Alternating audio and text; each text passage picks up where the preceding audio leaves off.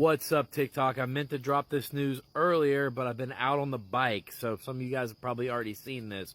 But it is the Husky bike announcement today, the EE2. You're familiar? There's an EE5 and an EE3, and now we have the EE2. Now this is the first legitimate replacement for the PW50 in 30 years. That's right. Cowie wasn't going to do it. Honda wasn't going to do it. Suzuki sure as hell wasn't going to do it. But Husky, KTM Group, is giving you guys bike options, and you have to give them that. Let's watch the video. Okay, so it's even styled a little bit like a P-Dub. Check that out.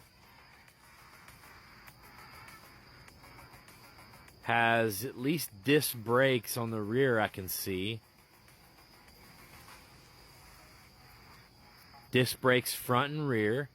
Has the tether switch. 100 minutes of ride time, guys.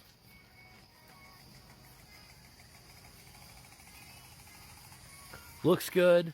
I think it's cool that they kind of paid homage to the P-Dub and kept it a very similar styling.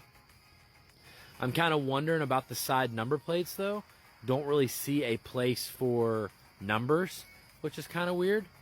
But the thing definitely looks cool. And I haven't heard if there's going to be a KTM and gas version, but I don't know why there wouldn't be. So, pretty cool.